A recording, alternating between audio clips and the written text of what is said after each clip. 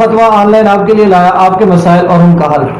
آپ اگر ہم سے کوئی بھی مسئلہ پوچھنا چاہتے ہیں تو آپ اپنا کمنٹ بار کے اندر اپنا مسئلہ لکھ کر سینڈ کر سکتے ہیں۔ اگر وہاں پر نہیں آپ سینڈ کر سکتے تو جو اسکرین پر شو ہو رہا ہے آپ اس کے ذریعے ہمیں اپنا مسئلہ لکھ کر بھیج سکتے ہیں۔ انشاءاللہ فوراً یا بعد میں جیسے ہی آپ کا مسئلہ ہم تک پہنچے گا ہم اس کا رپلائی کر دیں گے۔ اگر ٹائم کی قلت کی وجہ سے آپ کا رپلائی اس دن نہ ہو سکا، آپ کا جواب نہ دیا جا سکا، تو انشاءاللہ آئندہ نشست کے اندر آپ کا جواب سب سے پہلے دے دیا جائے گا۔ آج ہم اپنے مہمان کی طرف چلیں گے جو آج ہمارے مہمان خصوصی ہمارے ساتھ شامل ہوئے ہیں، ان کا تھوڑا سا تعارف کراتا چلوں گا۔ آج جو ہمارے ساتھ مہمان ہیں ان کا نام محمد مفتی معاذ صاحب ہے، جو کہ دارالعلوم تدریس القرآن کے رئیس دارالافتاء اور اسی طریقے سے استاد الحدیث دارالعلوم تدریس القرآن چکوال کے ہیں، امیر عالمی مجلس تحفظ ختم نبوت ضلع چکوال کے امیر ہیں۔ آج سب سے پہلے ہم ان کی طرف بڑھیں گے۔ جی السلام علیکم ورحمۃ اللہ۔ وعلیکم السلام ورحمۃ اللہ۔ حضرت کیا حال ہے؟ ٹھیک اللہ کا احسان، شکر، خیریت سے ہیں؟ الحمدللہ۔ اب ہم اپنے سوال و جواب کی نشست کی طرف چلیں گے کہ سب سے پہلا ہمارا سوال ہے کہ اوابین جو ہوتی ہیں وہ الگ 6 رکعتیں پڑھیں گے یا مغرب کی 2 نفل کے بعد فوراً 4 رکعتیں پڑھ لیں تو اوابین ادا ہو جائے گی؟ بسم اللہ الرحمن الرحیم، نحمدہ ونصلی ونسلم علی رسولہ الکریم۔ اوابین کے متعلق حدیث میں 6 رکعت سے لے کر 20 رکعت تک تفصیلات آئی ہیں، تو 6 رکعت کم از کم ہے۔ افضل تو یہ ہے کہ مغرب کی 2 سنتوں کے علاوہ 6 رکعت ہوں، مگر بعض علماء نے فرمایا کہ اگر ان 2 سمیت بھی 6 پڑھ لی جائے تو امید ہے کہ اوابین کا ثواب مل جائے گا۔ اگلا سوال ہے ساجد حسین کہ احتلام ہونے کی صورت میں موجودہ بستر پر اگر چھینٹیں پڑ جائیں تو بستر کو دھونا پڑے گا یا نہیں؟ جی، بستر پر اگر کچھ لگ گیا ہے تو بستر وہ جگہ ناپاک ہو گئی، وہی جگہ دھو لینا کافی ہے، سارا بستر دھونا ضروری نہیں ہے۔ اگلا سوال ہے کہ زکوٰۃ کے مصارف کیا ہیں؟ مصارف زکوٰۃ کی تفصیل تو قرآن پاک نے ذکر کی ہے، 8 مصارف ہیں، ان میں سے بعض اب نہیں بھی پائے جاتے، اس میں مساکین، ابن السبیل۔ بس جو چیز دیکھنے کی ہے وہ یہ ہے کہ وہ بندہ نصاب کا مالک نہ ہو، جس کو آپ زکوٰۃ دینا چاہ رہے ہیں وہ نصاب کا مالک نہ ہو، اس چیز کو دیکھنا ضروری ہے۔ بیوہ ہونا یا یتیم ہونا یہ کوئی ضروری نہیں۔ اب یتیم کا ذکر موجود ہے، لیکن یتیم اگر نصاب کا مالک ہے، بیوہ نصاب کی مالک ہے، پھر ان کو زکوٰۃ نہیں دے سکتے۔ اس لیے آنکھیں بند کر کے جو دینے کی جگہ ہے وہ دینی مدارس ہیں، اس میں نصاب کے چیک کرنے کی ضرورت نہیں ہوتی، تو دینی مدارس کو ترجیح دینی چاہیے۔ اور خاص کر آج کل کے حالات میں کہ مخیر حضرات کی زیادہ تر توجہ راشن تقسیم کرنے پر ہے اور دینی مدارس بالکل پس منظر میں جا چکے ہیں، تو ان کا لحاظ رکھنا چاہیے تاکہ ہماری اولاد و آئندہ نسلوں کے ایمان کی بقا کا یہ سلسلہ چلتا رہے۔ اگلا سوال ہے انیس الرحمان منارے سے کہ آج کل ایک حدیث میڈیا پر کافی گردش کر رہی ہے کہ اس حدیث کا یہ مفہوم بیان کیا جا رہا ہے کہ جب سے ثریا ستارہ طلوع ہوگا تو ساری وبائیں ختم ہو جائیں گی، یہ کیا حقیقت ہے یا ویسے یہ میڈیا کا افواہیں چل رہی ہیں؟ میں یہ جو حدیث مشہور کی جا رہی ہے اس کا تعلق وباؤں کے ساتھ نہیں ہے، اصل اس کا تعلق تو ہے فصلات کے ساتھ۔ باغات کا ایک خاص اس موسم کے جو باغات ہیں تو اس میں ذکر ہے کہ جب ثریا ستارہ طلوع ہوگا تو باغات کے جو پھل ہیں وہ پکنے کے قریب ہو جائیں گے۔ کچے پھل میں گرنے کا امکان زیادہ ہوتے ہیں، جب وہ پکنے کے قریب ہو جائے اس کی ڈنڈی ذرا مضبوط ہو جاتی ہے تو وہ آفات سے محفوظ ہونا ان کا زیادہ قریب ہو جاتا ہے۔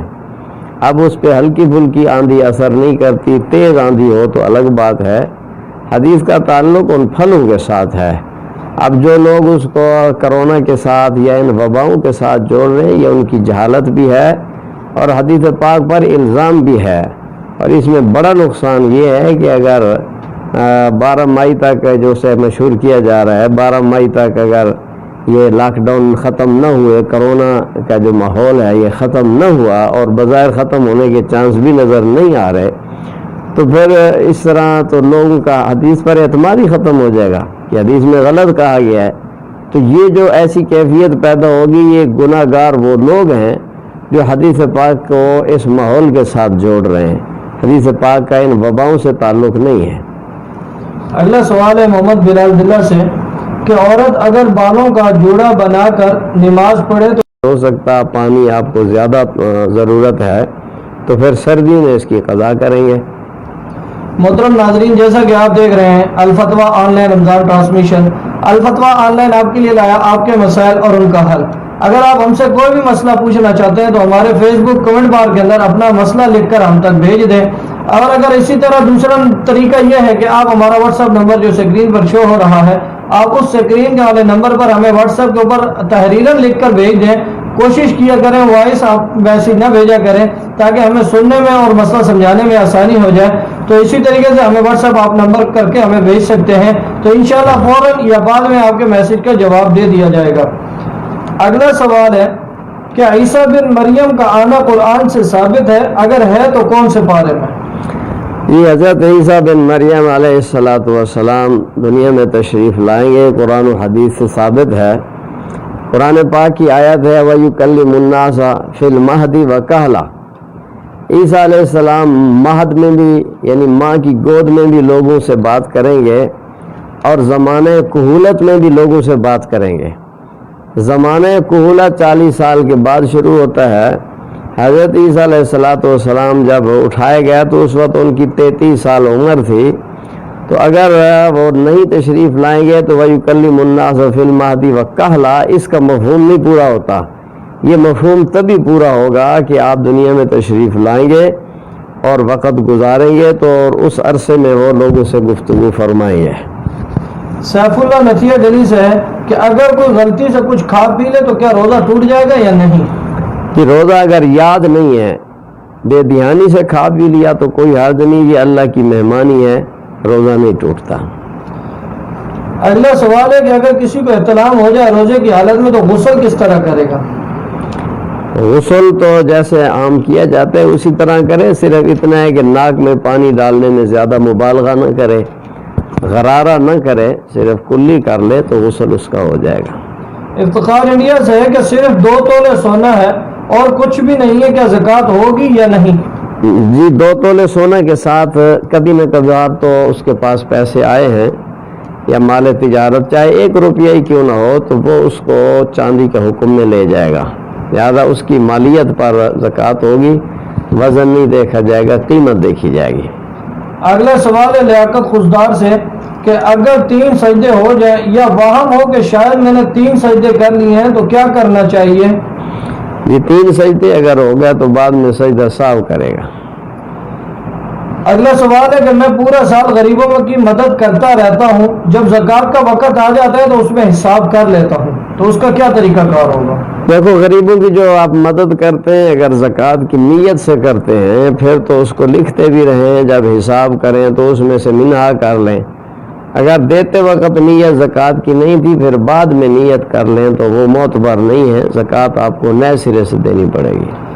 اگلا سوال ہے عمر فاروق چکوال سے کہ ہم 2 بھائی ہیں، ہمارے تائے کی اولاد نہیں تھی، انہوں نے کہا تھا کہ میرا حصہ میرے بڑے بھائی یعنی ان کے بھتیجے کو دے دینا، لیکن انہوں نے نام نہیں کرایا تھا، اور تایا جان نے چچا اور دوسرے بھتیجوں کے سامنے اور اسی طریقے سے ہمارے ماموں اور والد صاحب کے سامنے بھی یہ کہی تھی، اور 2-3 اس کے اور بھی گواہ ہیں، تو کیا اس کے اب میراث میں آئے گا یا نہیں آئے گا؟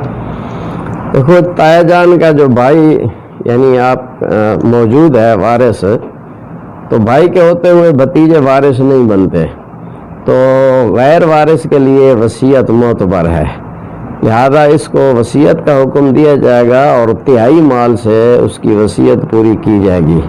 جس حصے کو دینے کا اس نے اعلان کیا ہے وہ اگر اس کی 3/4 مال میں ہے یا اس سے کم ہے تو دیا جائے، اگر زیادہ ہے تو بس اتنا حصہ کم کر کے 3/4 مال سے وصیت پوری کی جائے گی۔